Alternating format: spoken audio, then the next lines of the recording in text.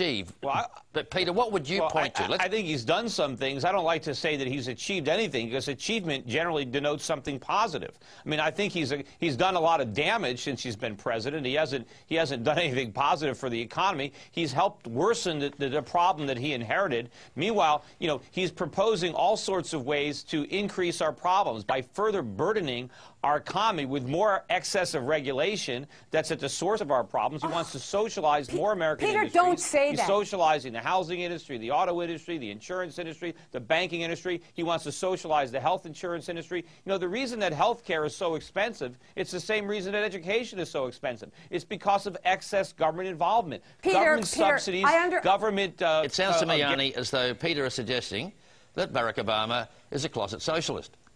He's so far from it, and that's the problem. And the point is that what we know is that since the repeal of Glass-Steagall in 1999, we have seen so much deregulation that was the problem. It wasn't over-regulation, Peter. No. Peter, it was the exact opposite. We became the weak link in the financial markets because of the failure to regulate. But the problem was the cheap interest rates of Alan Greenspan, and the problem was you had entities like Fannie and Freddie, which were government entities that were guaranteeing mortgages. That was the problem. And you had the government guaranteeing deposits. Well, let's once you let the banks take those government-guaranteed deposits and gamble with them, you have a problem. But at the root of the problem was the government guarantees. And that's because I understood what the government was doing. That's why I'm one of the only people in this country that accurately predicted everything that happened in 2008. Let's George, you didn't listen to me. I was warning about the prices for years because I understood the damage the government was doing in the economy. You sound like a couple of planets colliding at the moment.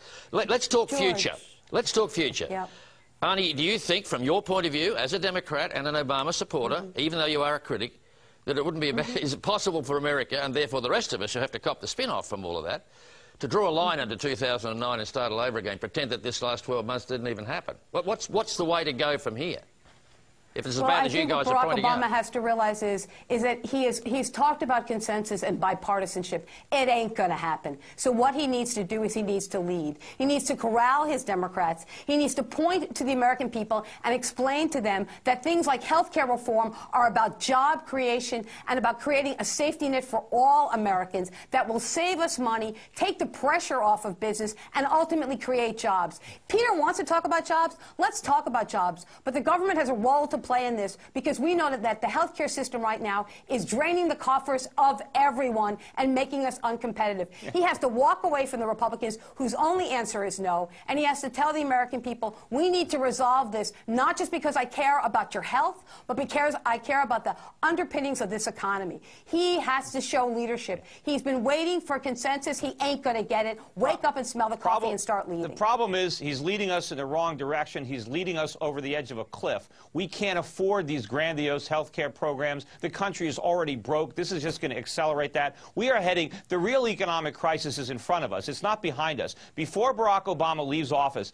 there will be a currency crisis. The U.S. dollar will collapse, and prices in this country for consumer goods are going to go ballistic, and so will interest rates. And we're going to be living in an economy with unemployment closing in on 20% and double-digit inflation and double-digit interest rates. This is economic ruin that is coming, and it's because of the very policies that you're wanting Barack Obama to pursue. Peter, I know you're known throughout the land, and even here, as Dr. Doom, but you are stuck with him, like it or lump it, for the next 3 years. So are you suggesting, you're talking as though the US is going to go down the drain under Obama?